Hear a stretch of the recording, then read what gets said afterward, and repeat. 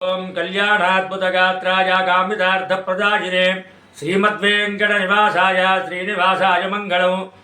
మంది త్రిశూల భైరవ యూట్యూబ్ ప్రేక్షక వీక్షక మహాశయులందరికీ శుభాశీస్సులు.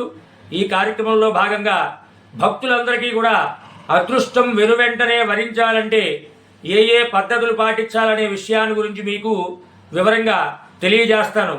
ముందుగా శ్రమని ఆయుధమైతే విజయం నీ బారిసవుతుందని చెప్పి మనకి ఆర్యోక్తి ఉంది.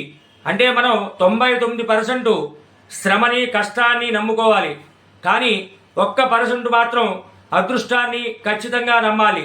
ఆ అదృష్టం మనకి ఆ 1% వరించాలంటే ఏ ఏ పద్ధతులు పాటించాలనే విషయాన్ని గురించి వేళ మీకు ప్రత్యేకంగా ఆదివారం రోజున ఈ భాగంలో తెలియజేస్తున్నాను.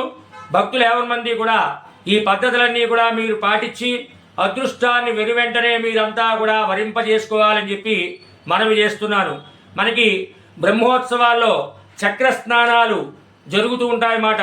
మీరు అవకాశం చేసుకుని ఖచ్చితంగా బ్రహ్మోత్సవాల్లో చక్ర స్నానాల్లో కనుక మీరు పాల్గొంటే మీకు అదృష్టం అనేది తప్పనిసరిగా వెనువెంటనే వరిస్తుంది మాట.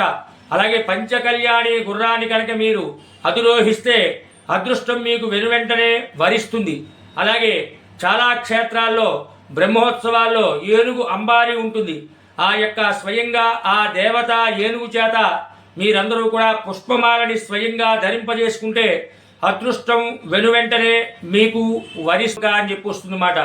ఆ నెలవంక రోజున సాయంత్రం 6 దగ్గర నుంచి 7 గంటల వరకు లేదా 7 గంటల నుంచి 8 గంటల వరకు కూడా మీరు హిజ్రాలు అని చెప్పుకుంటారు. అర్ధనారీశ్వర స్వరూపమైనటువంటి వారి దగ్గరికి వెళ్ళి ఆ వారిని ఒక కాయిన్ వారి దగ్గర నుంచి మీరు వరప్రసాదం కింద తీసుకోవాలి.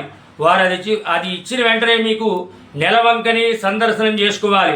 ఇప్పుడు అలాగే మీకు అదృష్టం వరించాలంటే మనకి తెలంగాణ రాష్ట్రంలో జరాసంగం అని చెప్పి మహానది అంటే త్రివేణి నది సంగమం కలయికుంది.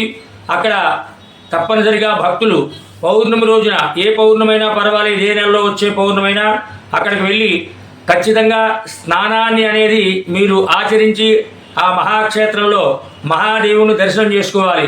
ఎందుకంటే ఈ యొక్క జరాసంగంలో త్రివేణి సంగమంలో కలిసినటువంటి ఒక నది ఎదురు ప్రవాహం చేస్తూ ఉంటుందన్నమాట.